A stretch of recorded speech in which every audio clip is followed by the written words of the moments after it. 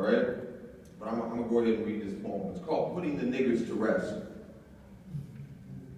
All the men who called my father nigger stand with all the men who have called me nigger in a line outside the Capitol. Some just arrived. They fall into the back of the line saying, nigger, nigger, out into the night like Morse code. There is a dust in their mouth mixed with the water of wisdom, a truth they know that is not nigger, but mixed to mud that is a dirty knowing, a broken record of speech and thought and urge. There's another line next to theirs. For the ones who call me nigger in secret, under their breath and with their eyes, whispering in between one another a code. Yes, him, they nod. The nigger over there. The nigger's over there. Look at him.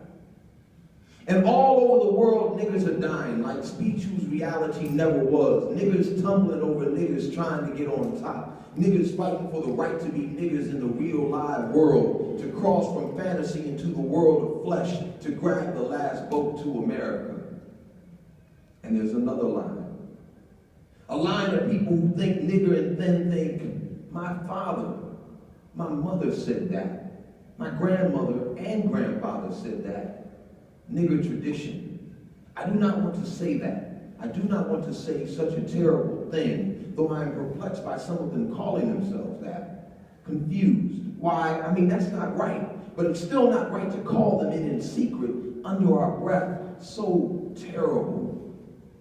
It's a great conflict, like storms over barren planets with no water. That I know nigger is wrong, but some part of nigger still makes sense. To know that feeling, to understand that argument between warring selves, imagining a great struggle between reason and passion. There's a graveyard full of niggers that only the nigger sayers know of. I've seen the niggers. Do y'all know any niggers? And the people who sometimes get called niggers wander about in camouflage and espionage. They won't stand in line because ain't no niggas allowed in the line. They meander about, wander with their hands in their pockets, singing Negro spirituals so nobody think they listening, so nobody wonder as they wander. You could say they trying to look like niggers, knowing the difference between them and niggers.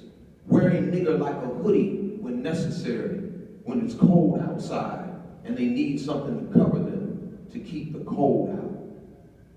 They study the speech of the nigger sayers and mix it into gumbo in the speech that they speak and adapt, put a bass line under it and make it sound so funky, even hate seem harmless.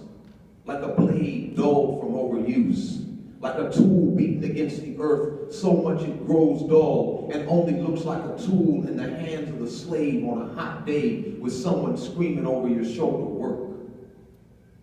And the longest line, the one that stretches out the door, out of the capital city, zigzagging through Richmond and the good South, through day-long drive Texas, back up to the Northeast, the Great Lakes, and the West.